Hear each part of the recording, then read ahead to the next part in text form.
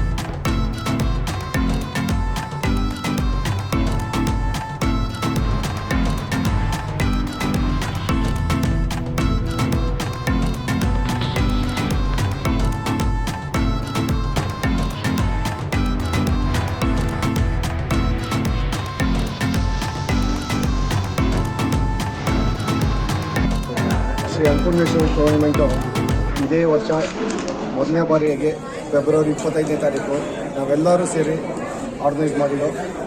ಅದನ್ನು ಜೂನ್ ತಿಂಗಳಲ್ಲಿ ನಾವು ಅದನ್ನು ಸ್ಪರ್ಧೆನ ಏರ್ಪಡಿಸಿದ್ದು. ಅದು ಸಕ್ಸಸ್ಫುಲ್ ಆಗಿ ಅದು ಪ್ರೈಸ್ ಡಿಸ್ಟ್ರಿಬ್ಯೂಷನ್ ಇವತ್ತು ಏರ್ಪಡಿಸಿದ್ದೀವಿ. ಇದರಲ್ಲಿ ಬೆಂಗಳೂರಿಂದ ಬಿಟ್ಟು ಇಡೀ ಕರ್ನಾಟಕದಲ್ಲಿ ಮೂಲೆಗಳಿಂದ ಈ ಶೋಗಳನ್ನು ಬಂದು ಇದೊಂದು ಕಾರ್ಯಕ್ರಮ ಯಶಸ್ವಿಯಾಗಿ ಮಾಡಿಕೊಟ್ಟಿದ್ದಾರೆ.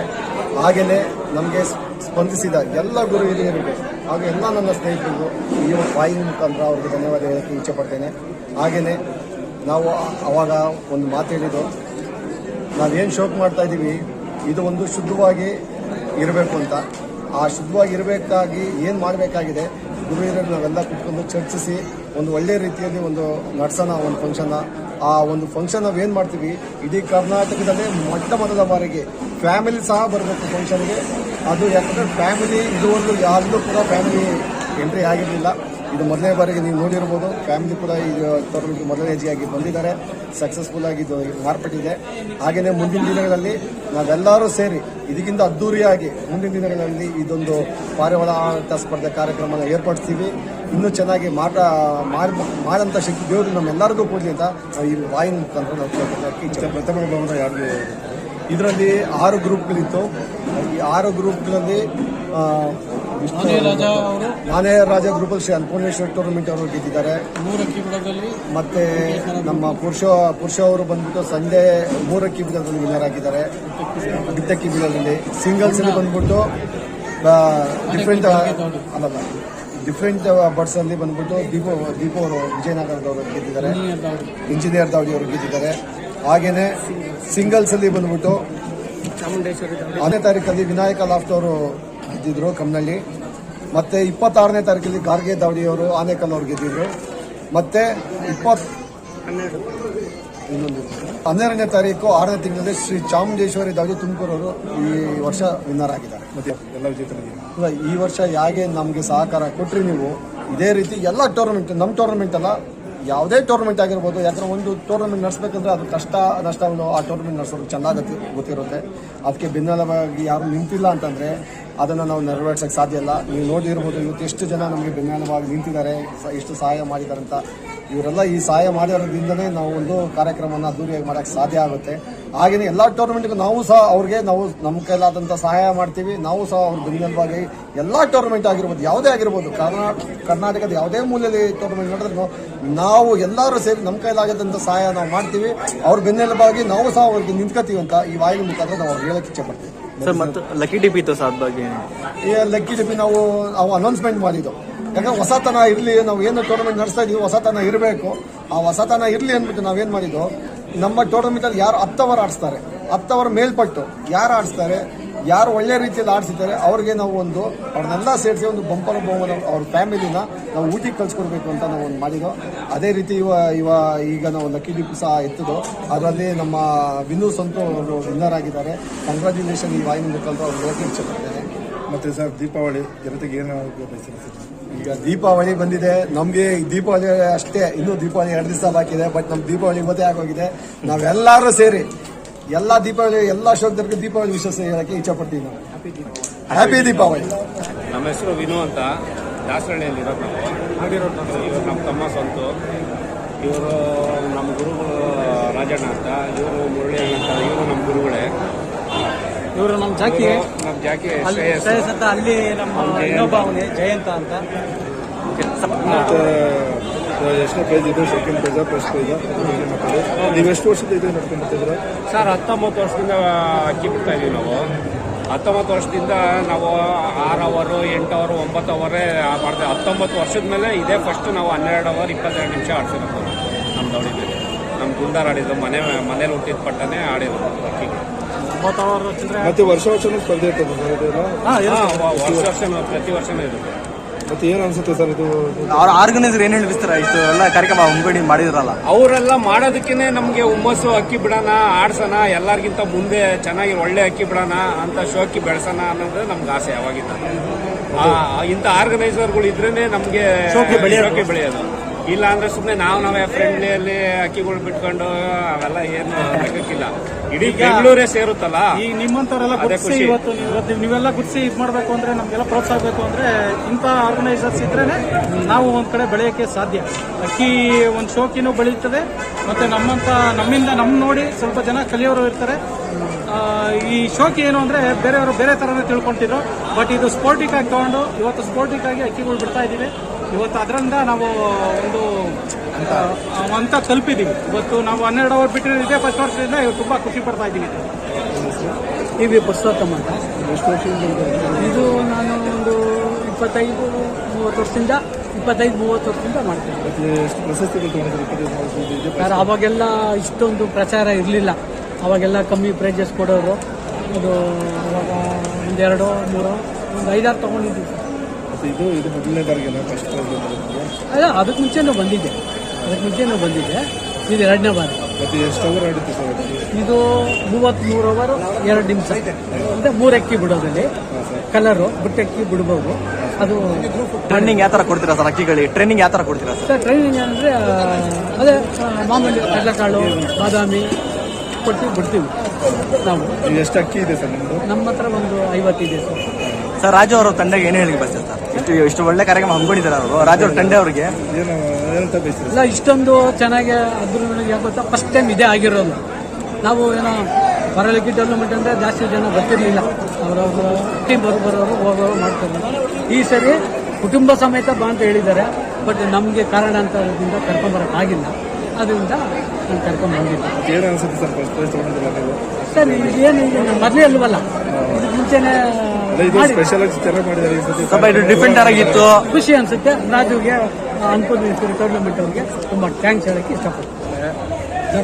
ನಾವು ಈ ಒಂದು ಟೂರ್ನಮೆಂಟ್ನ ಒಂದು ಅಪ್ಡೇಟ್ ಮಾಡ್ತಾರೆ, ತುಂಬ ಖುಷಿ ಅನಿಸ್ತಾ ಇದೆ. ಹಾಗೆ ಎಲ್ಲ ಉತ್ತಮ ರೀತಿಯಾಗಿ ನಾವು ನೋಡ್ತಾ ಇದ್ದಂಗೆ ಮೊದಲು ಪಕ್ಕದಾಗಿ ನಡೀತಾ ಇತ್ತು. ಈಗ ಬರ್ತಾ ಬರ್ತಾ ಕ್ರಮೇಣವಾಗಿ ಇದೆಲ್ಲ ತುಂಬ ಜೋರಾಗಿ ನಡೀತಾ ಇದೆ. ಮತ್ತು ಈಗ ಇದೊಂದು ಆಯೋಜನೆ ಮಾಡಿರೋದು ನಾನು ಅಂದ್ಕೊಂಡಂಗೆ ಕರ್ನಾಟಕದಲ್ಲಿ ನಂಬರ್ 1 ಅನಿಸುತ್ತೆ. ಇಷ್ಟು ಜೋರಾಗಿ ಆಯೋಜನೆ ಮಾಡಿದ್ದಾರೆ ರಾಜು ಅಂಡ್ ಟೀಮ್ ಅವರು. ತುಂಬ ಚೆನ್ನಾಗಿ ಉತ್ತಮ ರೀತಿಯಲ್ಲಿ ಮಾಡಿದ್ದಾರೆ. ಹಾಗೆ ಇಲ್ಲೆಲ್ಲ ನಮ್ಮ ಪುಟ್ಟಣ್ಣವರು ಇವತ್ತು ವಿನ್ನರ್ಸ್ ಆಫ್ ದಿ ಟೂರ್ನಮೆಂಟ್ಗೆ ಅವರು ನಮ್ಮ ಅಭಿಮಾನದಿಂದ ಕರೆದು ಬಾ ಇವತ್ತು ಟೂರ್ನಮೆಂಟ್ ಪ್ರೈಸ್ ತಗೊಳ್ಳೋಣ ಅಂತ ಕರ್ಕೊಂಡು ಹೋದ್ರು. ಸ್ಟೇಜ್ ಮೇಲೆ ಪ್ರೈಸ್ ತೊಗೊಂಡಿದ್ದೀವಿ, ಒಳ್ಳೊಳ್ಳೆ ಅಕ್ಕಿಗಳು ಆಡಿಸಿದ್ದೀವಿ. ನಾವು ಇಲ್ಲಿ ನೋಡ್ಕೊಂಡೆ ನಮ್ಮ ಬಾಲಿಗಳು ಕಳೆದಿರೋದು. ಹಾಗೆ ಬರ್ತಾ ಬರ್ತಾ ನಾವು ಅದೇ ಶೋಕಲ್ಲಿ ಇದ್ದೀವಿ, ಅವರು ಇದ್ದಾರೆ.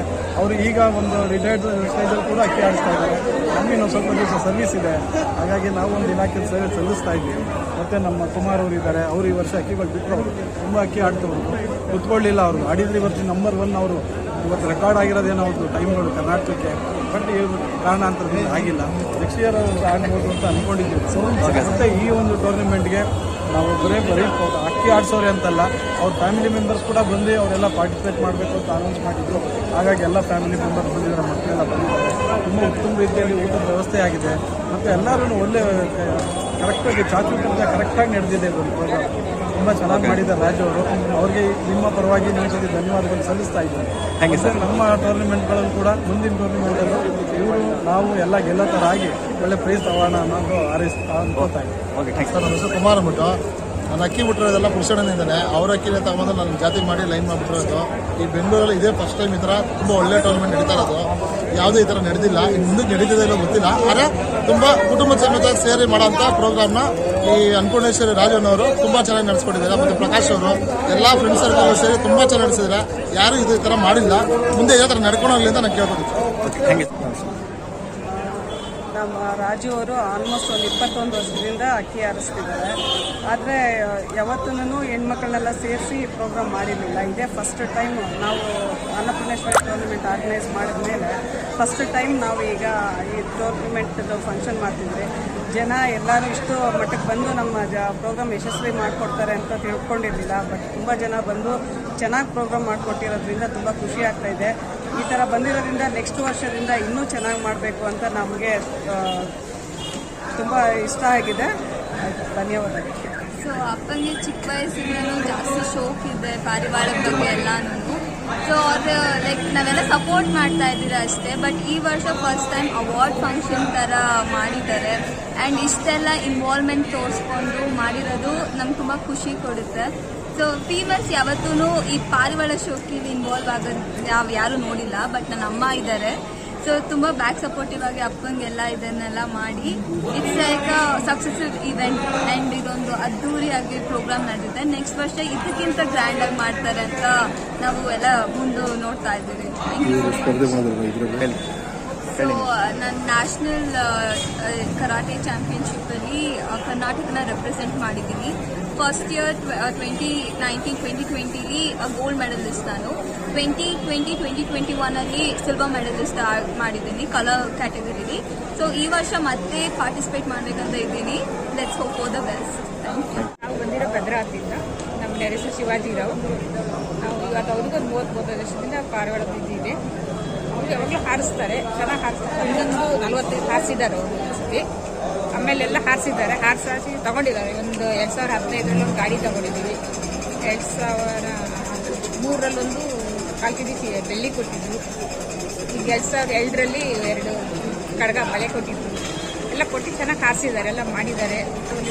ರಾಜು ಸರ್ ಏನು ಹೇಳಬೇಕು? ರಾಜು ಅಣ್ಣವ್ರೆ ನಮ್ಗೆ ಇವತ್ತು ಇಲ್ಲಿವರೆಗೂ ಬಂದಿದ್ದೀವಿ ಅಂದ್ರೆ ರಾಜು ಅಣ್ಣರೇ ನಮಗೆ ಕಾರಣ. ರಾಜು ಅಣ್ಣವ್ರು ಇಲ್ಲ ಅಂದ್ರೆ ನಾವು ಇಲ್ಲಿವರೆಗೂ ಬರ್ತಿದ್ದಿಲ್ಲ. ಎಲ್ಲ ಕಾರಣ ರಾಜು ಅಣ್ಣ. ಅನ್ನಪೂರ್ಣೇಶ್ವರಿ ಗಿರೇಬಾಜ್ ಪಾರಿವಾಳ ಹಾರಾಟ ಸ್ಪರ್ಧೆಗಳನ್ನ ನಾವು 2022ನೇ ಸಾಲಿನಲ್ಲಿ ಆಯೋಜನೆ ಮಾಡಿದ್ವಿ. ಇದು ನಮ್ಮ ಈ ಟೂರ್ನಮೆಂಟ್ ಪರಂಪರೆ ಬಂದು 1950ನೇ ಇಸ್ವಿಯಿಂದ ನಮ್ಮ ಬೆಂಗಳೂರಿನಲ್ಲಿದೆ. ಇಲ್ಲೇ ನಮ್ಮ ಒಲಿಂಪಿಕ್ನಲ್ಲಿ ಭಾಗವಹಿಸಿರ್ತಕ್ಕಂಥ ರಾಮಣ್ಣ ಅವರು ಅದನ್ನು ಪ್ರಾರಂಭ ಮಾಡಿದ್ರು, ನ್ಯಾಷನಲ್ ಟೂರ್ನಮೆಂಟ್ ಅಂತೇಳಿ. ಆ ಹಿರಿಯರೆಲ್ಲ ಹಾಕ್ಕೊಟ್ಟಿರೋ ಮಾರ್ಗದರ್ಶನದಲ್ಲಿ ಇದು ಬೆಳೀತಾ ಇದೆ. ಇದು ನಾವು ಈ ಹೊಸದಾಗಿ ಒಂದು ವಿಶಿಷ್ಟ ರೀತಿಯಾಗಿ ಟೂರ್ನಮೆಂಟನ್ನು ನಮ್ಮ ನಗರದ ಜನತೆಗೆ ನೀಡೋಣ ಅಂತೇಳಿ ನಮ್ಮ ಬೆಂಗಳೂರು ಮಟ್ಟಕ್ಕೆ ನಾವು ಒಂದು ಈ ಟೂರ್ನಮೆಂಟನ್ನು ಆಯೋಜನೆ ಮಾಡಿ ಪ್ರಥಮ ವರ್ಷಕ್ಕೆ ನಾವು ಎಲ್ಲ ದಕ್ಷಿಣದ ಎಲ್ಲ ರಾಜ್ಯಗಳಿಂದ ನಾವು ಶೋಕಿದಾರನ ಆಹ್ವಾನ ಕೊಟ್ಟಿದ್ವಿ. ಅದರಂತೆ ತಮಿಳುನಾಡಿನಿಂದ, ಮಹಾರಾಷ್ಟ್ರದಿಂದ, ಹಾಗೂ ಕೇರಳದಿಂದ ಆ ರೀತಿ ನಮ್ಮ ಎಲ್ಲ ಕಡೆಯಿಂದನೂ ನಮ್ಮ ಶೋಕ್ದಾರರು ಬಂದು ನಮ್ಮ ಬೆಂಗಳೂರು ಸೇರಿದಂತೆ ನಮ್ಮ ಎಲ್ಲ ಜಿಲ್ಲೆಗಳಿಂದ ಗದಗ, ಶಿವಮೊಗ್ಗ, ಭದ್ರಾವತಿ, ಆ ರೀತಿ ಎಲ್ಲ ಪ್ರತಿಯೊಂದು ಜಿಲ್ಲೆಗಳಿಂದನೂ ಸಹ ನಮ್ಮ ಅಕ್ಕಿ ಶೋಕ್ದಾರರು ಬಂದು ಈ ವಿಶಿಷ್ಟವಾದ ಕಾರ್ಯಕ್ರಮದ ಒಂದು ಭಾಗವಾಗಿದ್ದಾರೆ.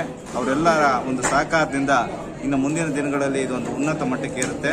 ಹಾಗೂ ಇದು ನಮ್ಮ ಈ ಶೋಕಿ ಬಗ್ಗೆ ಇರುವಂಥ ತಪ್ಪು ಕಲ್ಪನೆಗಳನ್ನ ದೂರ ಮಾಡಿ ಅದು ಮುಂದೆ ಒಂದು ಸಂಭಾವ್ಯ ಒಂದು ನಮ್ಮ ಪಾರಂಪರಿಕ ಕ್ರೀಡೆಯಾಗಿ ಮುಂದುವರಿಲಿ ಅಂತೇಳಿ ಈ ಸಂದರ್ಭದಲ್ಲಿ ಆಶಿಸ್ತೇವೆ. ಹಾಗೂ ಈ ಸಂದರ್ಭದಲ್ಲಿ ನಮಗೆ ಸಹಕಾರವನ್ನು ಕೊಟ್ಟಂತ ಎಲ್ಲ ಕಲಾಭಿಮಾನಿಗಳು ಮತ್ತೊಮ್ಮೆ ನಾವು ಹೃತ್ಪೂರ್ವಕವಾದ ವಂದನೆಯನ್ನು ತಿಳಿಸ್ತೇವೆ.